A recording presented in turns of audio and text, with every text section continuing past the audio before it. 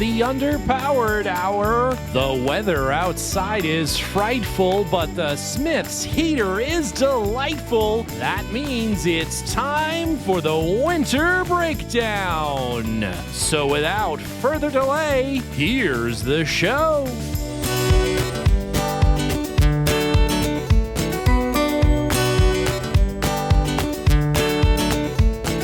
Welcome to the Underpowered Hour. I'm Steve Barris, mild-mannered television executive by day and Land Rover collector by night. You can find out more about our cars and what we're working on at thebarriscollection.com or follow us on Instagram at thebarriscollection. I'm joined, as always, by my good friend, Ike Goss. Thank you to everyone joining us today. I'm the noisy overdrive to Steven's 8-speed automatic. I'm the shrill whine of podcasting, Ike Goss. I own and operate Pangolin 4x4 in Springfield, Oregon, where we live and breathe Land Rovers. Check us out online on Facebook, Instagram at Pangolin 4x4. Let's get started. All right, Ike and Jenna and Maddie and Linus, all of you here together can mean only one thing. It is time for everyone's favorite part of the year, the Winter Breakdown, where we recall the winter goings-on, the trip through the desert with you folks in vintage Land Rovers, and the shenanigans and near-death experiences and alien sightings and burro wrestling and whatever else you all managed to get up to in the desert. This time with a little bit of a twist in that, just going through the desert in really old vehicles is become somewhat, mainstay now, right? It's not a challenge anymore. So this year you decided to get a completely new to you vehicle that is not at all new. It is still a shitty old Land Rover. And always will be. Only a week or two before you left. So let's maybe start the story there with Linus has been lusting after another Doormobile for what seems like years now. 15 years. He's been wanting that since before he bought his previous Doormobile. And, once again, we've decided to subject ourselves to not only the comforts of vintage Land Rovers, but also the discomforts of each other's company. That's right. So it's great. Yeah. It's great. And we started this process by getting another Doormobile. Right. This actually started months ago. This is the search finally ended with the discovery of the perfect Doormobile. Well, I wouldn't say that. Well, we've been looking for one. We had the short wheelbase Series 1 that you have now. And before that, I had the Ghost, which was the Series 1 pickup. But, our winter trips are challenging when it's cold and you don't have anywhere to sleep inside a car. And, we finally decided that, some time ago to start looking for a Doormobile. And I think at least a year, I've really been sort of looking. And I had one once before back in 2008, and I traded it away in 2009 for my diesel 88, which I had for 9 years. That was a good car, but that was a big mistake in my life that I've regretted for a long time, was getting rid of my Doormobile. And I did buy another one around 2015, but I was unable to keep it. And so I've really been without a Doormobile for 15 years. And many, we've looked at a couple. I bid on one that was for sale through an auction in Pennsylvania. Some of the listeners may know of it. It's called Lurch, belonged to G. Warren Smith. And, there's one in Alaska we sort of tried to buy, and there was one in California, an NADA truck that was expensive and not particularly nice. And I really didn't want a six-cylinder. My previous Doormobile was a six-cylinder.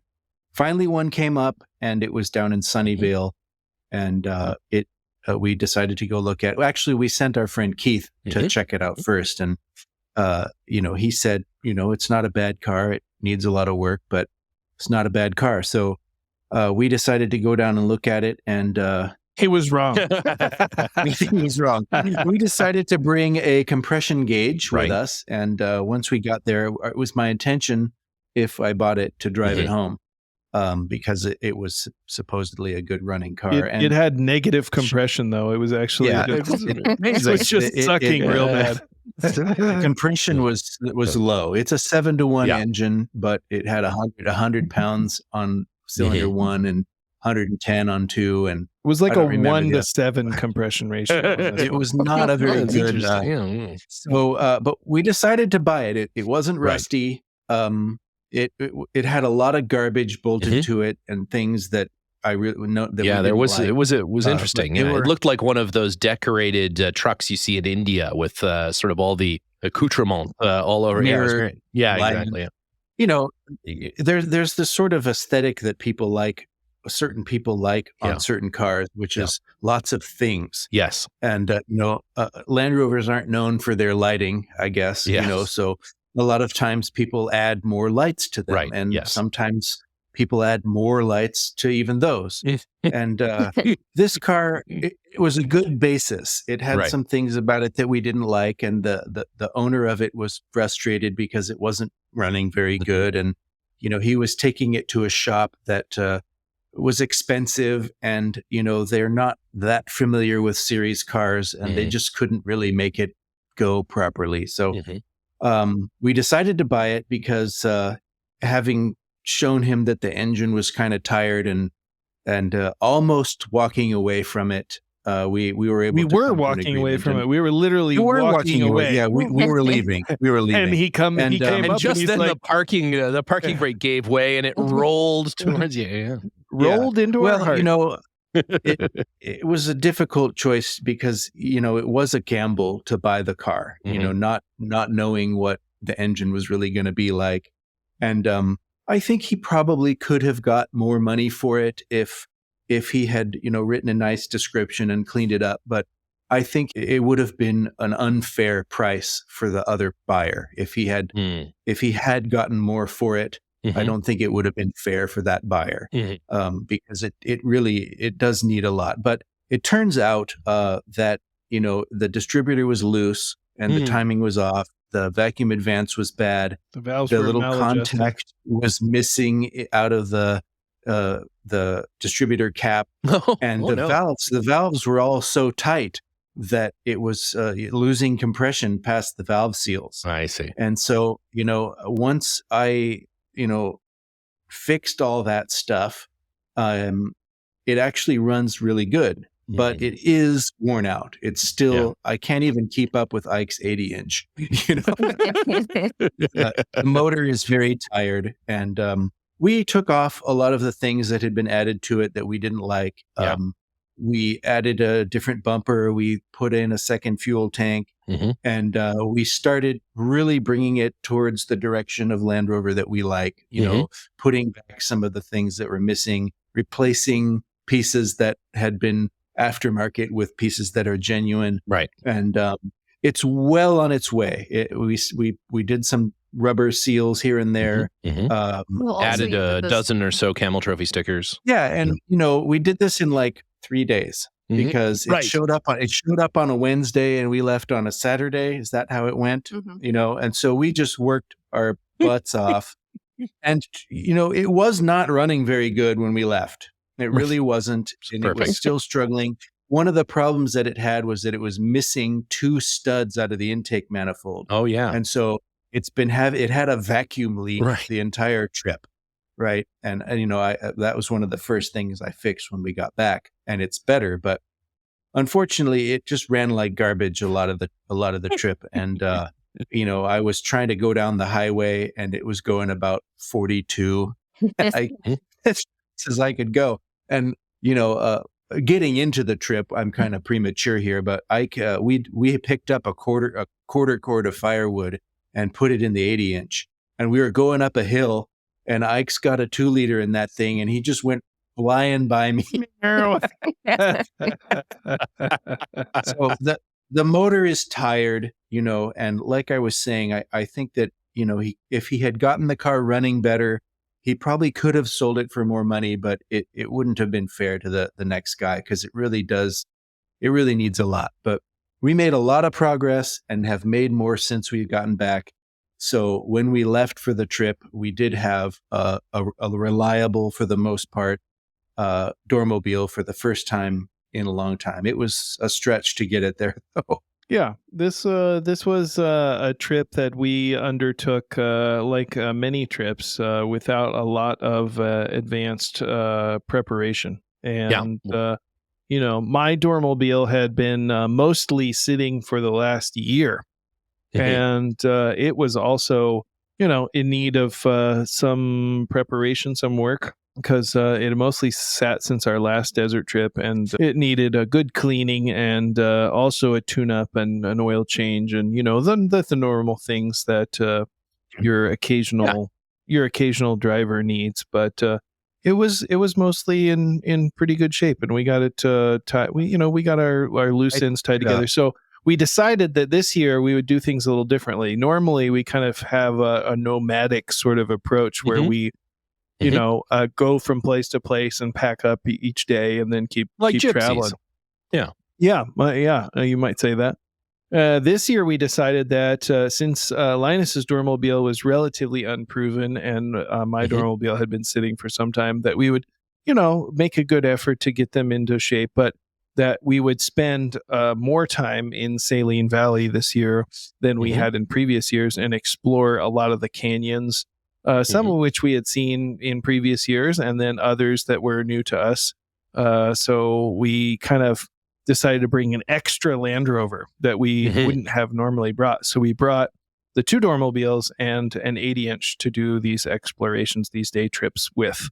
And we thought that would be fun to take the little car out and kind of bomb around the desert and explore these canyons. So that was the MO. And you drove the 80-inch along with the 2 Doormobiles, or you put that on some kind of trailer apparatus? We had what we like to call the junk train, and it's a long trailer, and it accommodates all the Land Rovers. And we actually put 1 Land Rover on the truck, and then 2 Land Rovers on the trailer, and that all went pretty well. That part went pretty well. We got them all loaded up and got all our supplies, of which there are many, for a couple of weeks worth of, food and water and fuel and supplies and, whatever else you want to bring, kites and sinks and, kitchen knives and fireworks and, whatever.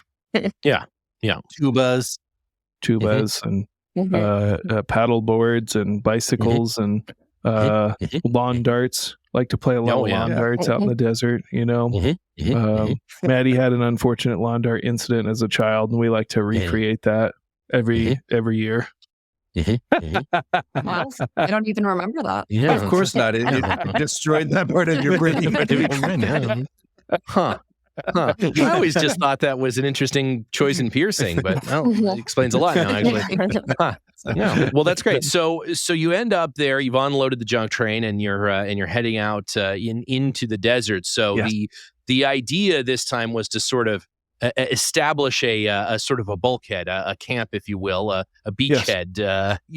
Conquer some territory and then move inland. So where did you guys end up sort of like settling the camp?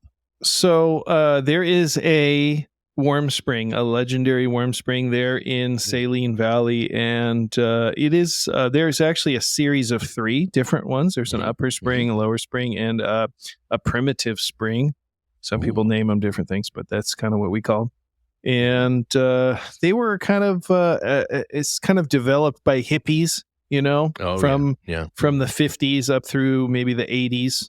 And they planted palm trees to give the place shade, and they kind of dug out these pools, and the natural spring feeds the pools. And wallers, yeah, we like to call them wallers. And it's kind of nice. It's a good mix of developed and undeveloped, and it's in a really beautiful setting. The mountains are on either side of the warm spring, and there's various types of wildlife, little bats that come down and drink from the water, and there's invasive. But it's a terrible place, and nobody should. You should definitely not visit if you like beautiful places or warm springs or nice. Very remote, and the roads are very dangerous and bad and horrible. Difficult to get to. Many cars are destroyed, and there's lots of snow and aggressive tire burrows, horrible ruts. The burrows will eat the tires off your car. Hundreds of miles of aggressive washboard it just real rattle your It's teeth. Tusken like- Raiders. It's like it literally is like the sands of Tatooine over there. You Yeah. know? It is inside of Death Valley National Park, but it was not always. You know, Death Valley was a national monument until 1992, I think. Oh, interesting. And Bill Clinton made it a national park, and at that time, it absorbed this area. So that's why a lot of the developments that happened there were permissible, because it was BLM land up until 1992. Right. And then it became national park. And then, you know, all of a sudden you couldn't dig any more holes in the ground and stuff like that. Random desert holes. Yeah. All of a sudden, So, you couldn't like remove natural resources or cultural artifacts and whatever. Yeah. Bill Clinton's war on desert holes. Who could forget? Yes. Yeah. Way to ruin 1992. Yeah. I think that's when that happened. But anyway, it's a place that, you know, I have been going for a long time, and you know, Ike and Jenna have gone with me to that area over the years, and it's sort of an old reliable place for us, you know, when we can't make up our mind, or we don't have the energy to go to Mexico, or Right. you know, if it's just a nice place to go, and there's a lot of history there, a lot of neat stuff, and every time we go there, we find something new that we hadn't heard about or didn't know or hadn't seen. And it's such a large area that, you know, even things you have seen before, you haven't seen for 10 years. Right. So you can always go back to them, and they're still sort of new since it's been so long. Yeah, so this year we decided that we would do some explorations into a canyon that we hadn't previously explored significantly, which was McElvoy Canyon. Oh. And McElvoy Canyon is somewhat famous for having the legend of the Beekeeper.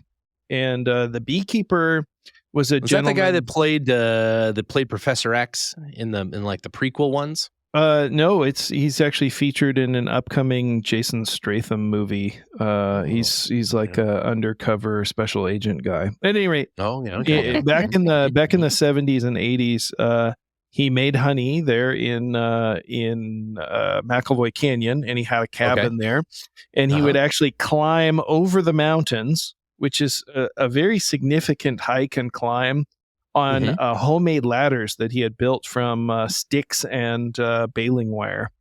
And the bones of his victims. Also and that. bees. And bees. Yeah, Honey. Bee carcasses. It's like you know how pig farmers will dispose of bodies, like, throw the pig. He found a way to do that with bees. With bees, my god, it's amazing. I don't know exactly the details of how it worked. He could actually, like, when he was hiking and climbing over the mountains, when he got to like a crevasse or something that would otherwise be impassable, he would command the bees to make little platforms that he would step out onto. Yeah, he'd summon the bee bridge. He would just step out onto. Amazing. So anyway, Have we ever actually considered that maybe he was a bee? Maybe he was a large bee. Like when a couple little kids get into a raincoat to sneak into an R-rated movie. Interesting. He was just a coat full of bees. He's a coat full of bees. The guy's name was Marion Howard, and after he stopped making honey, he lived in a trailer, I think in Big Pine or Independence or somewhere like that. And he was basically, you know, I don't think he owned any land. And, you know, his address was just general delivery at the post office. Right. And he would stop by and collect his mail. And I think he probably died around 1980 is my best recollection.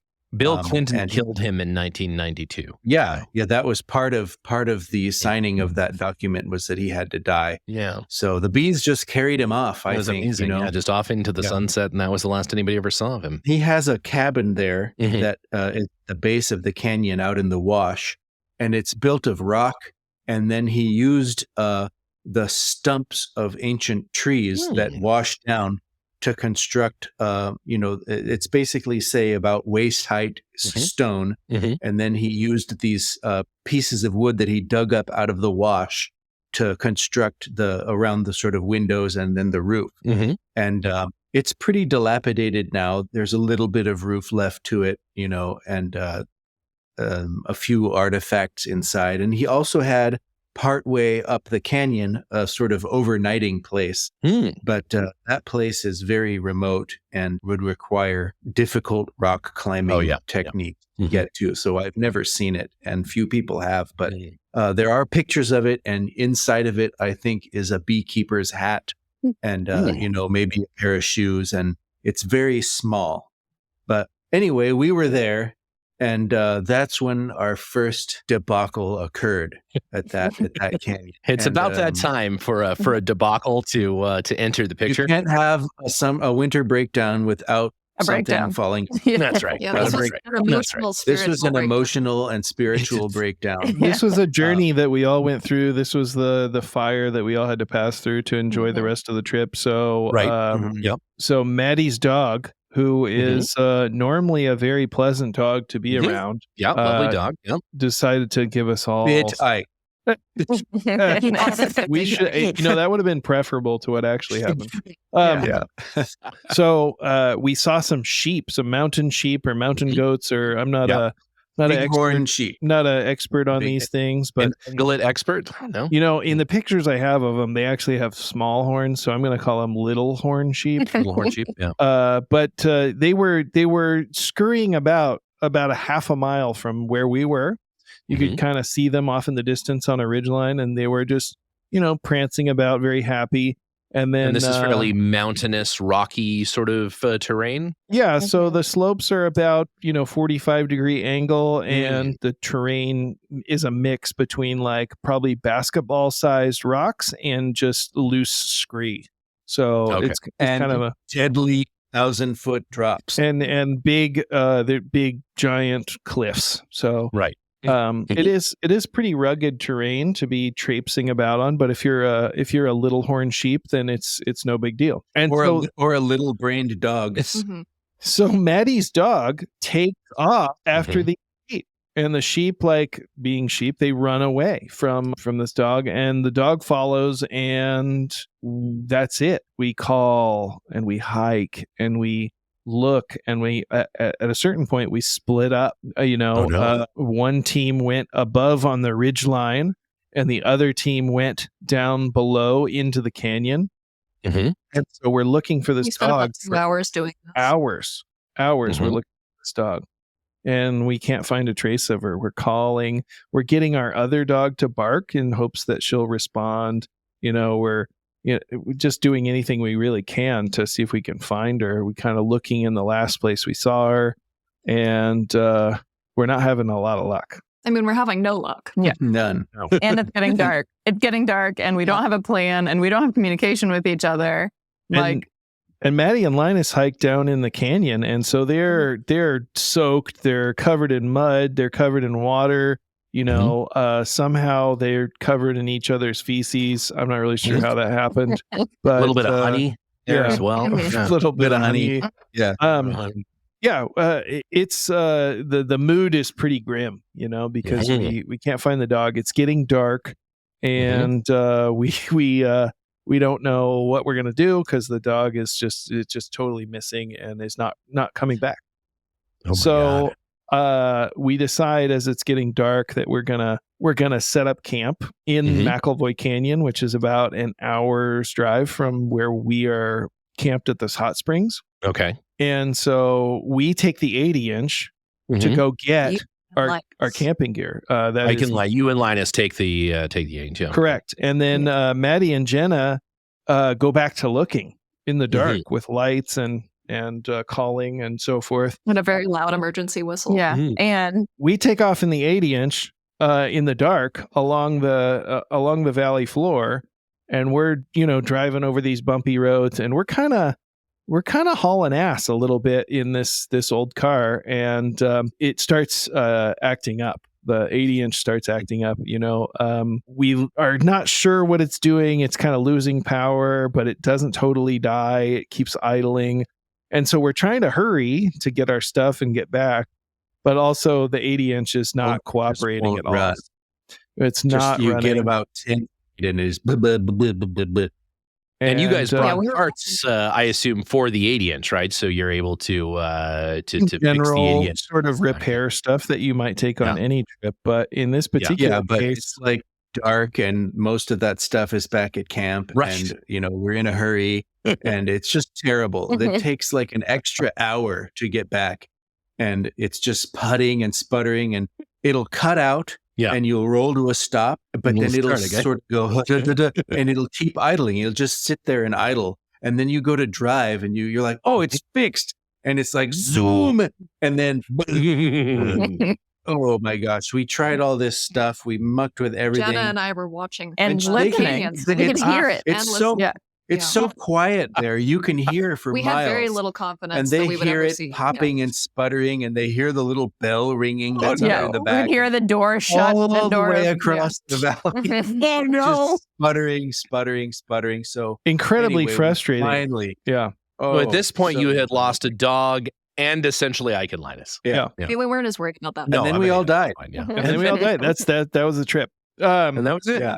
But later we figured out that the 75-year-old fuel line, which is a metal fuel line that goes from the tank to the fuel filter element, that had cracked or rubbed through, and it was drawing air into the system. We haven't actually fixed it yet. We bypassed that line and we're able to drive the truck for the rest of the trip. Right. But at some point we're going to have to pull that line out and solder up the crack or the wear point and fix it right. But what a frustrating thing. So instead instead of collecting our stuff and driving the 80-inch back, we parked the 80-inch and just drove one of the Doormobiles back across. Meanwhile, Jenna and Maddie, what are you two up to? So you're obviously watching like Linus slowly sputter. We're sitting in the dark. Yeah, we're watching on the side of a mountain, looking off into the valley, watching their taillights, listening, hearing the sputtering, hearing the doors shut, watching our open, useless men. the dingling of the bell on the back, and we can hear every time it stalls. And we'd also been having some like intermittent questionable generator situation, and we were like, uh-oh, maybe the generator's not working, and it has an electric fuel pump, and the fuel pump's cutting out. Like, this is what we had thought was happening. Right. And they're running the lights because it's dark out, and it's like, you'd have to have the lights totally on. reasonable hypothesis. And we're like, This is a situation that would normally be funny, except, because we had lost this dog, everyone was very upset. Right. And the timing wasn't great. Right. I mean, we were still sort of laughing at you even in our despair, but we were, definitely. But so then we were going up and hiking back up on the trail in the dark we had Velma, the other dog, with us, hiking up the trail and calling and using the emergency whistle and hollering and getting the dog to bark still, which seemed like a good idea, both because we were still looking and also, dogs know the sound of trucks, right? And especially Land Rovers, and like, the dog definitely, if it was sitting somewhere and could hear everything, could hear the truck driving away and might have been panicking that we left her, so at least she could have some knowledge that we were still present. And at some we were point, also sort of like, we were triaging like, okay, so potentially like, here's the options of what happened to her, either she like fell and died and that's it, or, maybe she went all the way up and went around to a different canyon. Right. Like, in the morning, like we're sort of starting to plan like what our approach was to be in the morning. Yeah. What if she wandering out in the desert because she came around a different way and is now like, maybe she hears the Land Rover in the distance and is trying to go back to the, where we were camped, or, did she just come down a different canyon entirely? Who knows? So also then where we were originally sitting was at this really like, we're at the end of a trail that was drivable, and at this like, there are a couple of really tight switchbacks that even the 80-inch had to like 3-point turn on the switchback.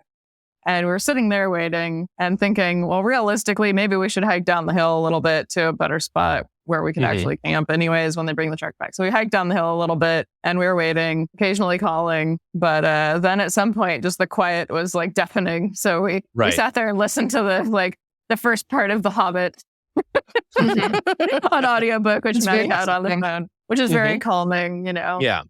Where all the party guests are arriving, the uninvited party guests are arriving. It was pretty great. So that helped. So meanwhile, well, I was going to say that was when we had another important person in this, which is that when we were walking down, Jenna and I found a lizard that was in the middle of the trail. Yes. And was had basically come out for the sun, and now that it was dark, was stuck out there. And so picked it up, and we were like, what do we do with this lizard? Yeah. And so the lizard was with us for the rest of the night. So for the rest of the story, we have a lizard with us, FYI. Nice. Inside Maddie's sock. Just nice. there. It's my coat. And anytime Maddie had to do anything, I had to hold the lizard. So no, that makes sense. He I was coping really well emotionally. He was treated to a nice warm night of being inside of Maddie's extra coat. Meanwhile, we were back at the Springs getting the other vehicle, my Doormobile, and our supplies and Linus's camping gear and everything that we might need for an extended search, which also included our extra rope and our two-way radios and our drone. And yes, the drone, yeah. So we thought some equipment might be useful, as well as just general water and snacks and supplies that we would need for an extended search. And Linus and I are thinking, that this is not probably going to end well. There's not too many scenarios that end with everybody being happy again, especially the dog. Maybe it got attacked by a little horned sheep. Maybe it fell from a great distance. The dog usually comes back. So there's some situation where the dog can't come back. It's injured or it's stuck or it's, or worse, So we drive back across the desert, and it's a pretty dim mood. And when we get back, it's even worse. Everybody's kind of now there's a lizard there as well. Yeah, because we were hoping by the time we got back there'd be a dog. There'd be a dog there, and it wasn't. Right. Yeah. So that made any hopes that we had been building while we're driving for 3 hours were crushed. And they've just been getting more and more miserable. And we had become hopeful, and then those hopes were crushed when we returned, and there was nothing. So the next morning, before that place was full of mosquitoes. It was. That was one of the beyond the dog being gone. That was the second worst part of the trip. There's quite a bit of water in that canyon, and there are some mosquitoes, which you don't necessarily think about in a desert as having a mosquito problem, but that's true. Yeah. So the next morning, we got up, and we decided that it was very possible the dog had gone up the canyon and sort of gone over a couple ridges and come down somewhere else. So we hiked up the trail, and we went sort of to the south, and we went with the intention of going way farther above the place that we had last seen the dog, and then sort of droning around. Oh, yeah. Do a little aerial reconnaissance. We started by visiting the last place that we thought we had seen her. Right. And we did deploy the drone. We had, a few batteries, but not tons of batteries. Oh, right. Yeah. And so that was a potential issue. And also it's a huge area to search. And so, and there's glare and sunlight and so forth on the screen. And we're trying to have two people watching the screen so that we don't miss anything, because it's a vast area, and if you're flying over it, of course, there's shadows and sticks and bushes and rocks and everything that look like a dog. And we'll post up some pictures of kind of the area from the we'll drone, throw that up on the old Instagram, and see if the listeners can spot the dog in the photos. But we didn't see anything where we thought she probably was last, where we saw her last. And the topography made it hard, because we're still relatively low on the mountain, all things considered. And to get up over and into the canyon, you end up with a lot of terrain obstructing the view of the drone from the receiver. So you lose connection. You can't actually fly around where you want to fly around. It was struggling with that. So that's when we decided we need to go way higher, climb way higher up on this mountain. We were losing the line of sight of the drone, and there's limited connectivity between the drone and the receiver, or the drone and the control unit when that happens. You can fly a little bit out of line of sight, but not nearly as far as you can with line of sight. So we were running into the ceiling, how high the drone could fly and these sorts of things. So we decided to pack it all up, and we were even further discouraged by not finding her and just seeing this huge, vast area that we were trying to look at. So we decide we're going to hike up even higher and try and run the drone down into the canyon. And it's really steep, terrain, and it's slow going. It's loose, or it's extremely rocky. And you can't really hike, one above the other. You kind of have to, do switchbacks, because the possibility of kicking rocks down onto people below you is really high. The rocks come loose and they skitter down the mountain, and they could very easily injure somebody. So we're doing this, and we're pretty miserable. We're all pretty miserable at this point. Well, and we're all carrying a bunch of stuff, like we have backpacks, we have a shovel, we have the rope. Linus is carrying this huge battery backup pack, so that a big battery power plant, so that we can recharge drone batteries, if we need to. And, we're expecting to be droning all day, and possibly for multiple days, and needing to recharge. It was like the drone carrying batteries. a car battery with you. It sucked. It was lame. It was super lame. And we're following almost like a faint trail, but the trail stops and starts a lot.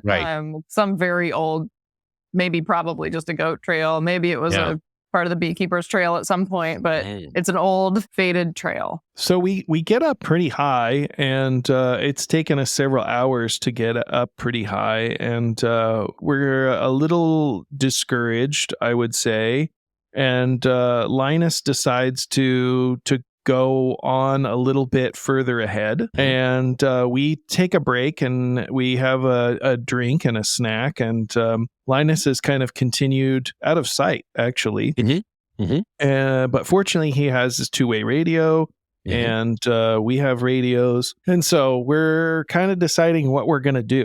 Are we going to continue? Are we going to go back? Are we going to try to do something different? And Linus is out pretty far ahead of us, and he's crossed an area that was pretty unpleasant to cross. There's like a section of big boulders, and then there's another section of kind of scree, and he's kind of crossed that area, and he's looking for the dog. We're all looking for the dog.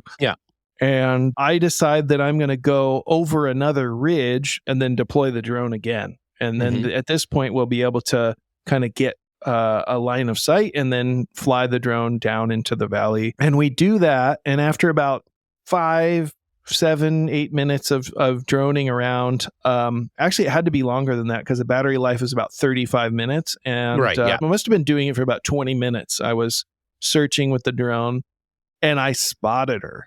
I spotted the dog, and I was just happened to see a little speck on the screen that didn't look like everything else. And I spot the dog on a ledge. She's stuck.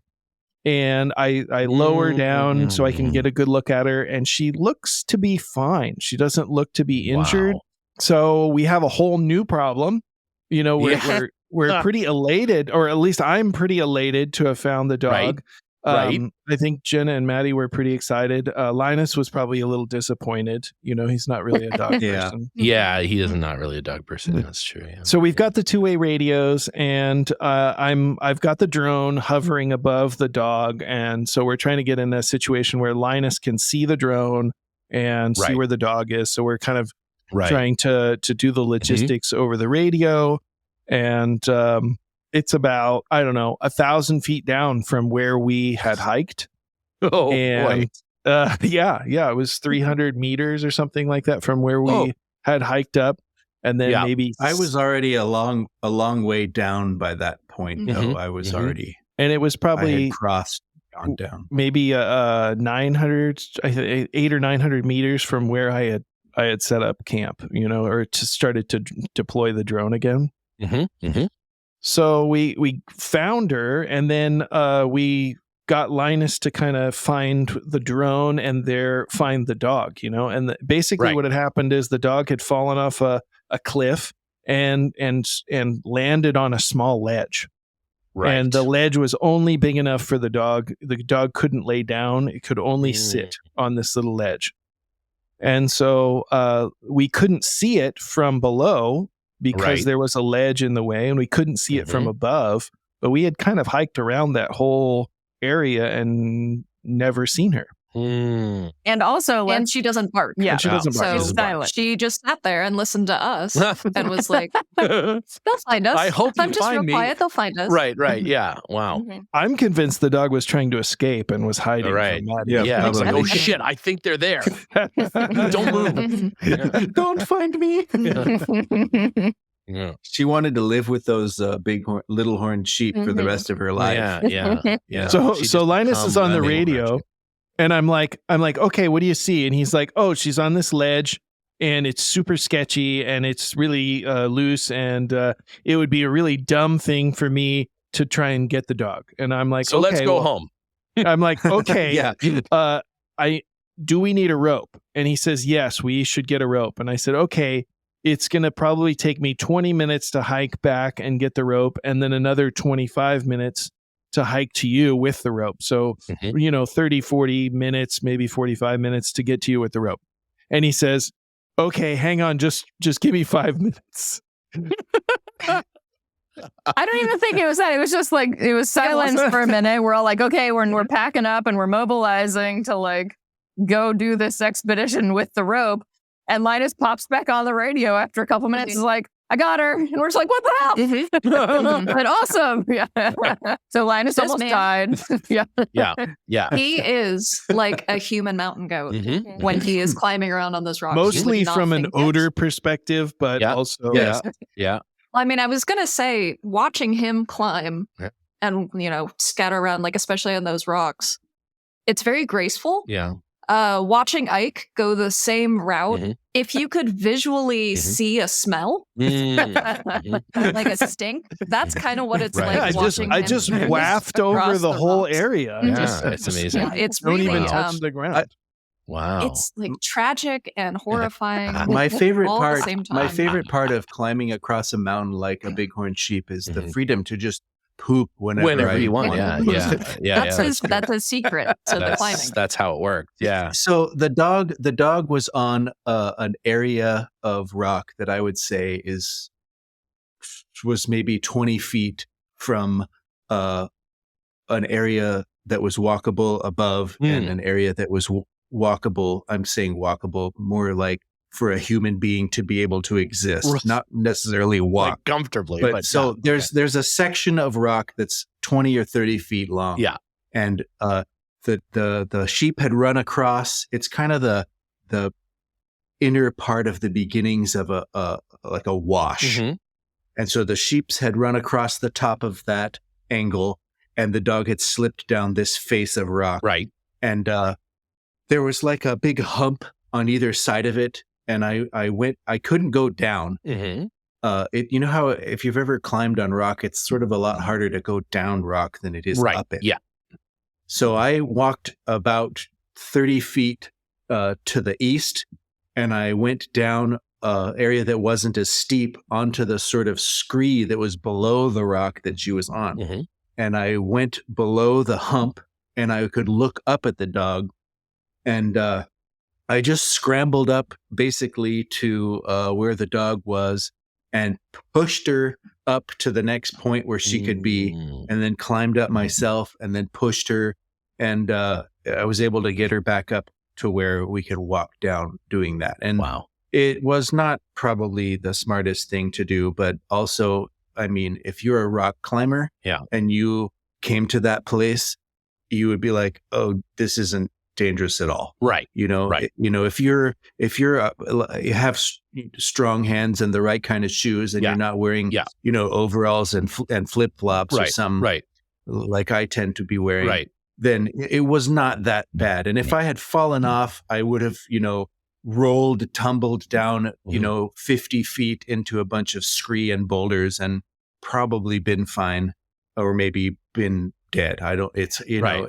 You But can't really know. At least it you wasn't would have gotten the dog back, and I think everybody it can wouldn't. agree It that wasn't would have like been a straight off cliff. right. I would have fallen 30 feet probably Right. if I had fallen, and hopefully come to a stop around that distance. But Were you still carrying the battery? I didn't bring the battery with me. I left it at the top, but it was like the rock was really crumbly. You get your hand on something and it just comes apart in your hands. And, if it had been 10% more difficult, I wouldn't have done it. Right. Right. It would have been really impossible. I'm not a rock climber. And, if you were somebody who's more familiar with, getting up slopes and ropes and things, you could have just waltzed up that, but it was not fun. It was not fun. Well, it's admirable that you did the rescue, and I'm sure Maddie appreciates it, and the dog. Jolene appreciated it as well. Well, excellent. Yeah. There you go. Anyway, the dog ran back down the hill and drank about 18 gallons of water, and that was basically the end of that whole scenario. Wow. But the first thing she did once you pushed her up to a spot she could stand, pee. So her leg was she's so one of those. small. Yeah. She didn't have anywhere to. She didn't know how to pee off the side of the ledge, so she just held it all night. And this was like 19 or like 20 hours. Yeah, wow. 20 hours. Yeah. Ooh. Yeah, that's amazing. Yeah, but she didn't seem to even care. She was like, "What are we doing now? Thanks for coming to get me, I guess." I was so good, and I waited. I waited quietly for you. I didn't say anything. I was so quiet. We were pretty ecstatic to have found the dog, and it definitely changed the demeanor of the rest of the trip, which virtually nothing happened the rest of the trip. Well, and also, when you guys had gone back to camp, you had checked in with Fearless Dave, who is our, he's the camp host there. And knows everybody and everything and has been going there forever. And you checked in with him, and he was also very concerned. Everybody was concerned. We had several people come up to us. Everyone in camp. Yeah. They all knew what had happened, and they were all like waiting for news. And so when we got back to camp, we had many people come up to us and want to know the whole story. Did we find the dog? Get the dog's autograph. Thunderous applause. Ticker tape parade back into there was roses and women's undergarments thrown at us, which is normal, but maybe more than usual. Well, fantastic. Few dollar bills. $2 bills. A couple of coins right in the head there.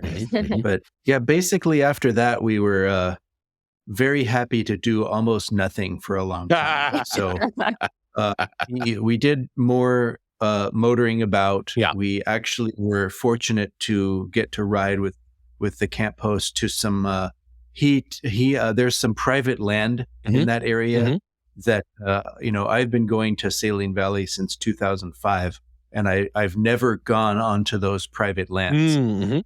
But the camp host there has an agreement with the owners where he'll check on them. And we were able to go with him and to do his little rounds.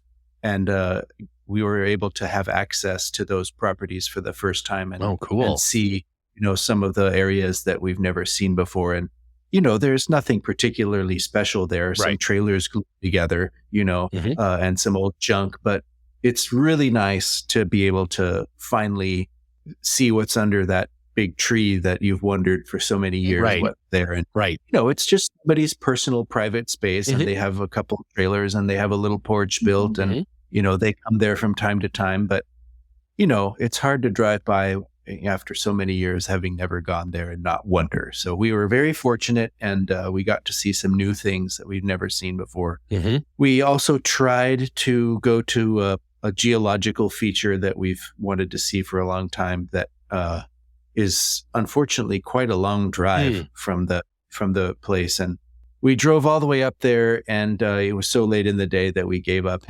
Oh, but in retrospect, we could have made it there, because we did a second hike on the way back to some Indian caves. And that was pretty neat. Basically, they were caves that Native Americans would have not necessarily lived in, but stayed evenings in when they were traveling through the valley. Like an there. Airbnb sort of a Yes, exactly right. Exactly right. So they had, soot and smoke, built up on the ceilings of these small caves and chippings, from where they had been constructing hunting weapons and that sort of thing. So it's pretty interesting areas. There's a lot of that sort of stuff in that area. There's petroglyphs, like a very primitive, like Nespresso, like single-use coffee. Thing, I feel like you're diminishing their way of life right now. No pod for it. But there are petroglyphs and other cool.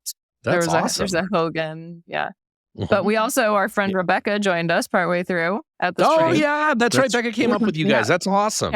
Yeah, she drove her Series 1 107 station wagon, 1957 from Los Angeles, from Pasadena. Yeah, that is drove it all the way there. Incredible. Had zero problems. She rolled in at 12:30 in the morning, driving down South Pass in the dark, like rolling into camp at 12:30. Brought 2 extra dogs. Two more dogs. Yeah, 2 more dogs. Yeah, absolutely.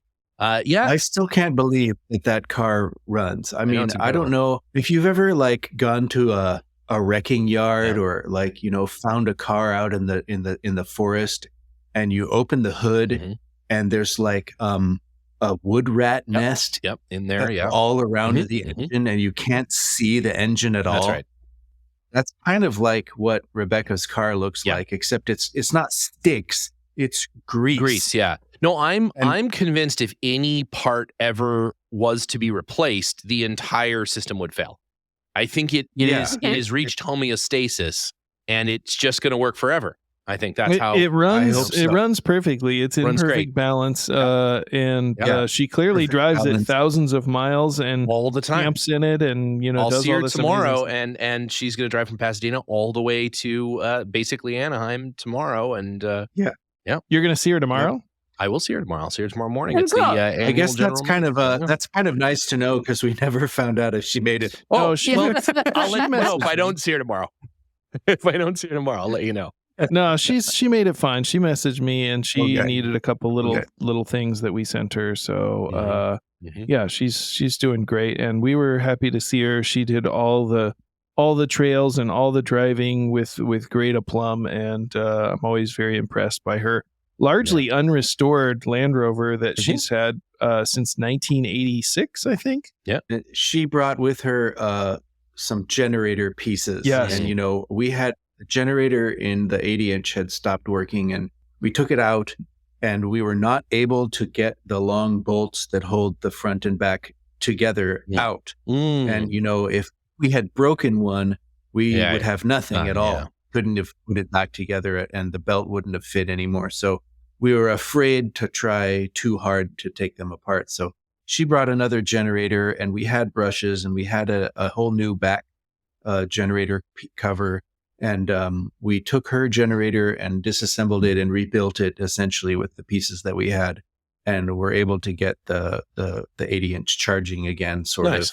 And it was a little voltage regulator messing and wiring, and then we bypassed the leaky fuel line. That thing ran fine for the rest of the trip, and I guess that's the end. I have generator work. I have generator work on the list this weekend as well, so it's going to be great. Well, we got one rebuilt. Wondering if you are going to need. Yeah, I am. We had hope to answer that question this weekend. Oh, that's right. We forgot about Steve and Sarah. Oh, yeah, that's right. Too. Yeah. So on 2 more dogs. More.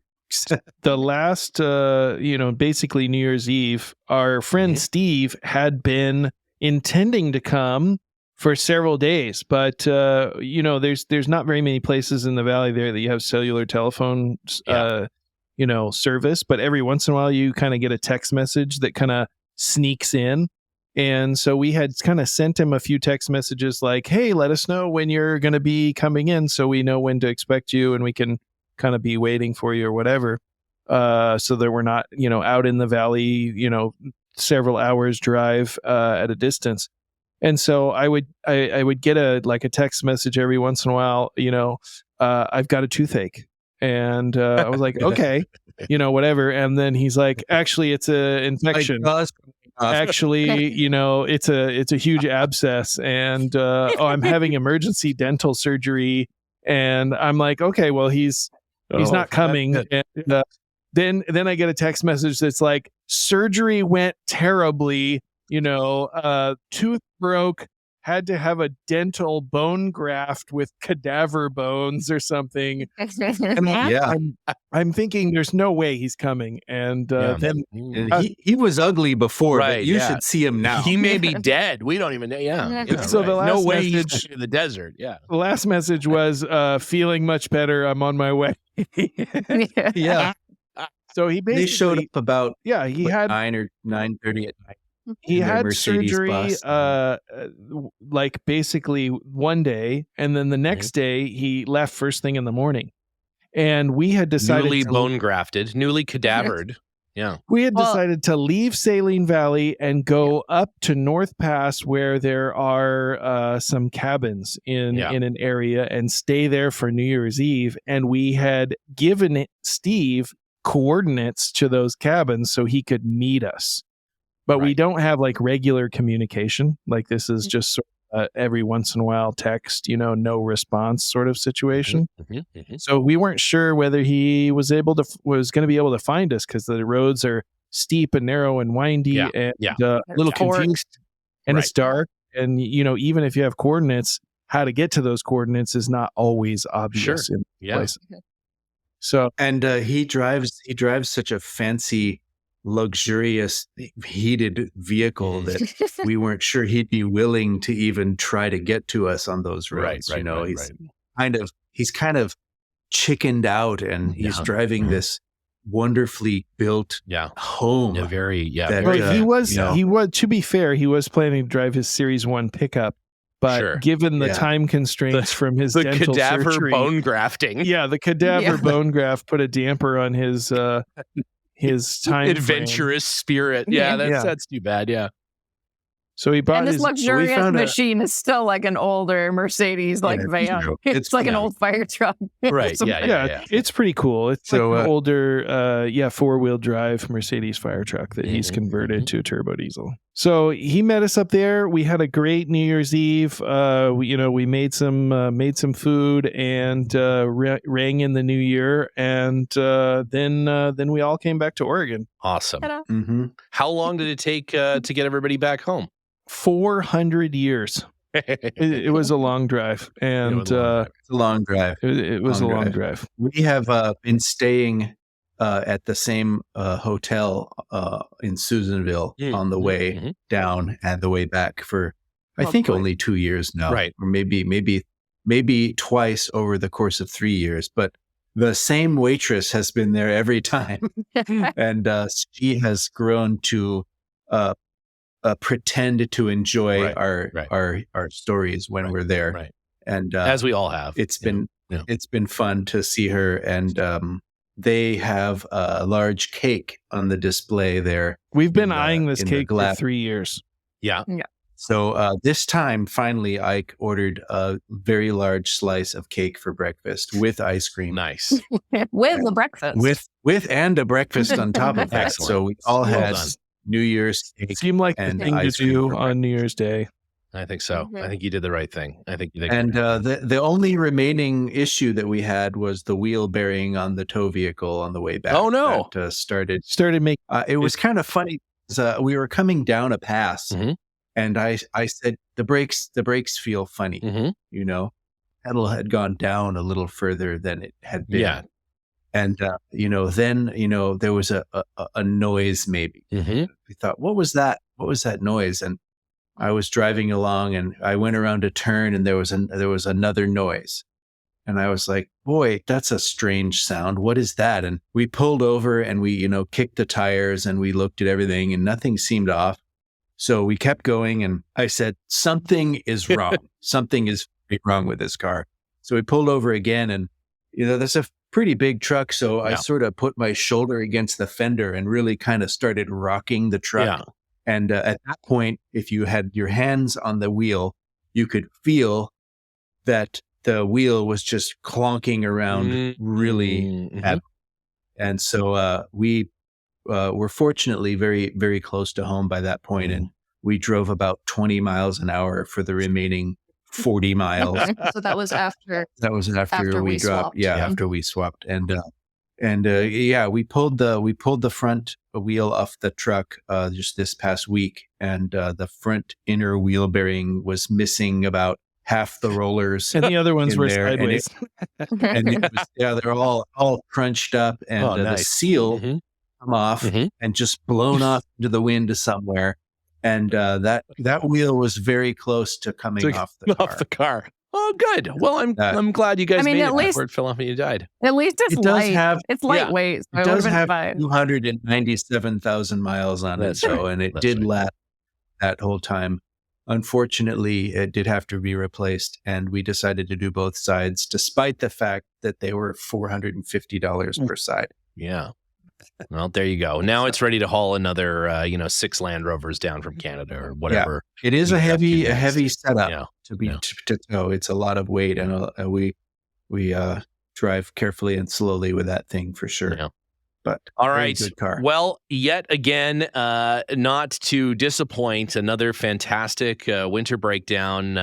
You guys definitely set yourself up for what is always an opportunity for a great story. This one went in a different direction than I thought it would. Who would have ever thought that this was going to be how this weekend turned out?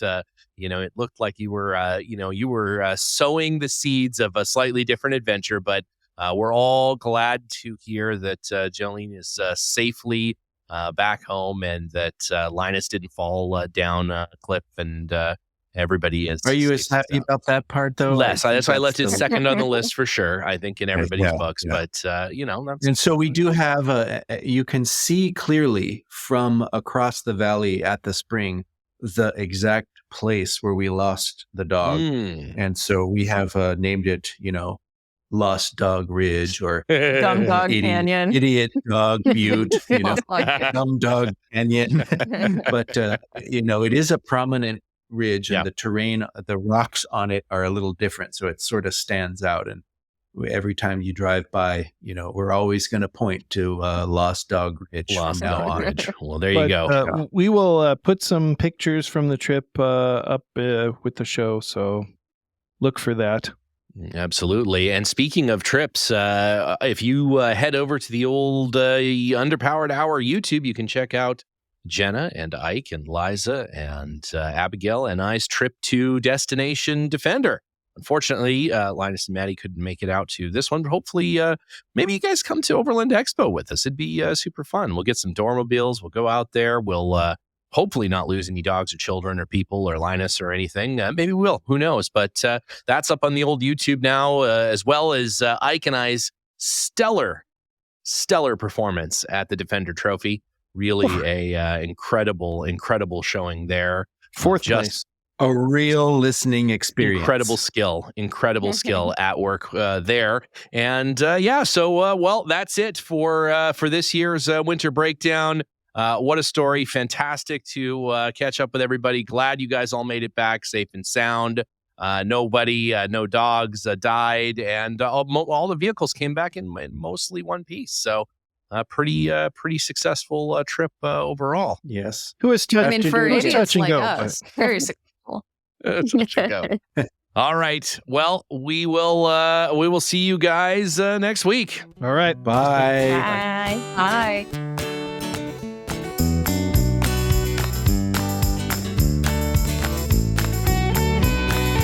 The Underpowered Hour is produced by Liza Veris, Ike Goss, and me, Steve Veris. Pavel Svardov composed and performed our theme music. Consider supporting the show on Patreon, and if you already do, thank you. Your support makes the show possible. For even more, check out our Instagram or Facebook.